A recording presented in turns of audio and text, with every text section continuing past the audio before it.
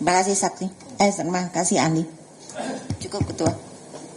Ya, silakan pemohon. Baik, terima kasih sekali Pak Maulana Sihaan. Bapak telah di forum ini telah memberikan satu pencerahan ya. Saya membayangkan ketika saya kuliah dulu semester 1, ini adalah satu kuliah politik 101, 2 SKS. Bagaimana memahami konstitusi antara hak rakyat dengan fungsi negara. Nah, ada 3 pertanyaan saya nanti ya. Dan sedikit komentar pertanyaan-pertanyaan kawan-kawan dari UGM menurut saya itu sangat basic sekali ya.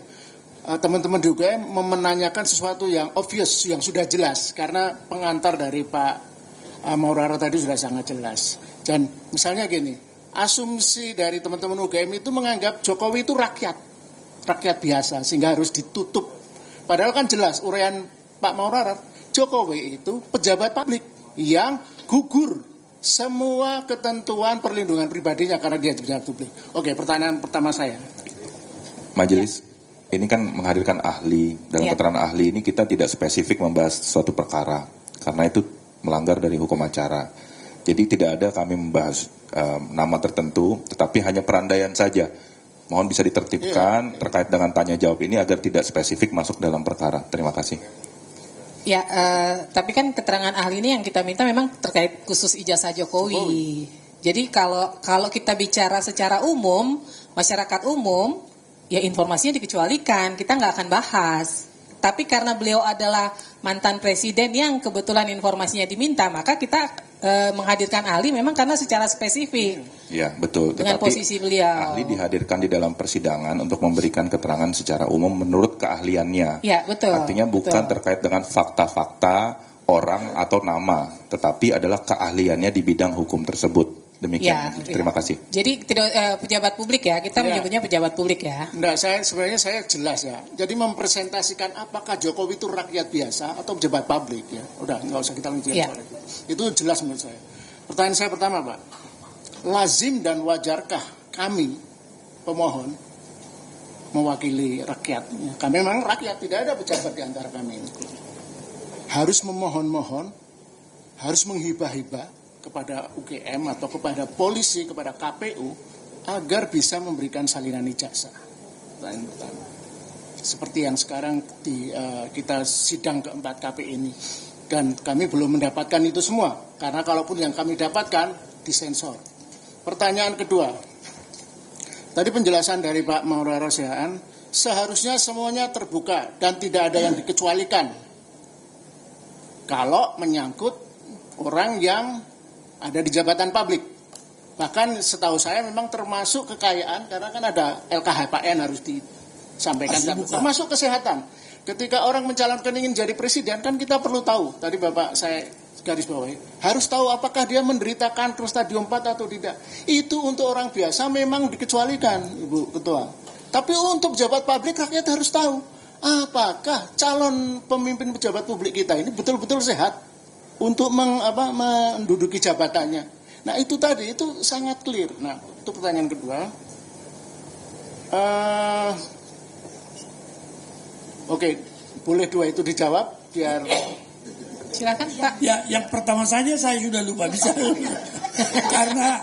Oke, saya ulangi. Satu-satu aja, satu-satu. Ya, pertanyaannya gini aja Pak. Saya ingin pendek-pendek saja. Lazimkah sidang ini misalnya hanya untuk sesuatu yang jelas, kami rakyat pemohon ingin mendapatkan salinan ijazah dan dokumen-dokumen yang bersifat perlu diketahui rakyat sampai harus disidangkan ini? Saya kira nggak lazim lah, itu biasa saja. Saya kira kalau orang memiliki satu kepentingan umum saja, perguruan tinggi boleh membuka itu ijazah kalau saya ya. Tapi data-data yang lain ya boleh ditutup misalnya. Tetapi kalau dia lulusan Universitas Gadjah Mada atau tidak, itu ini dia Pak gitu. Seharusnya begitu menurut saya. Ya. Karena dia akan melindungi kepentingan publik juga kalau ada yang mengaku dia memiliki ijazah UGM tetapi tidak benar. Ya. Pertanyaan kedua. Kami sampai saat ini sidang kelima kepada UGM meminta 20 dokumen sebenarnya. Tapi blessing in disguise. Ternyata ada 505 dokumen yang diserahkan UGM ke Polda Metro Jaya, yang bahkan saya ingat persis Ibu majelis juga mengingatkan ngapain menyampaikan 505 itu. Tapi pertanyaan saya begini, jika pernyataan Pak Maurarar tadi sebagai ahli, sebagai mantan hakim, jika seharusnya semua terbuka, apakah lazim UGM sama sekali tidak mau memberikan 20 dokumen yang kami mohon? Sama sekali. Kami hanya mendapatkan satu dari UGM itu tadi, berita acara penyerahan dokumen ke Polda. Itu pun disensor.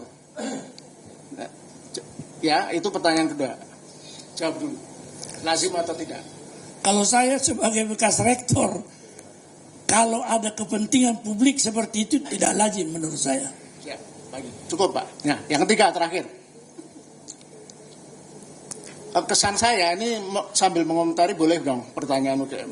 UGM terkesan ingin membenturkan hal yang sangat elementer soal hak individu, masyarakat, rakyat dengan posisi negara. Ya. Kami punya kesan UGM benar-benar ingin memproteksi sehingga mengesankan subjek yang dimaksud Jokowi itu adalah rakyat, padahal jelas-jelas dia adalah pejabat publik. Apakah itu karena mungkin alumninya atau tidak, kita nggak tahu. Nah, pertanyaan saya adalah ketika sebagai institusi pendidikan yang kaliber, yang kredibel, apakah mestinya kan tahu bahwa persoalan ijazah palsu itu menjadi problem di Indonesia sejak pemilu reformasi ini awal 2015. Jadi apakah mestinya UGM sebagai perguruan tinggi itu membantu rakyat Indonesia, kalau orientasinya rakyat, untuk memperjelas ini ketika supposedly salah satu alumninya sedang dipertanyakan oleh rakyat soal otentitas ijazahnya. Terima kasih. Ya, dari sudut kepentingan lembaganya sendiri, ya harus wajib sebenarnya. Tapi juga saya singkat saja, mudah-mudahan dari pihak universitas memperhatikan perkembangan baru di dalam KUH pidana yang memberikan pemberatan terhadap apa yang menjadi masalah pemberian pengeluaran ijazah palsu itu kalau ada keterlibatan dari lembaga. Ini barangkali diperhatikan pasal 272 KUHP yang baru. Itu merupakan perkembangan terbaru dari apa yang terjadi dalam KUHP lama. Saya kurang tahu apakah DPR ketika berbicara dan menghasilkan norma yang khusus ini telah berbicara tentang apa yang kita bicarakan ini. Sehingga muncul suatu kepentingan ini. Ini barangkali suatu seruan saja.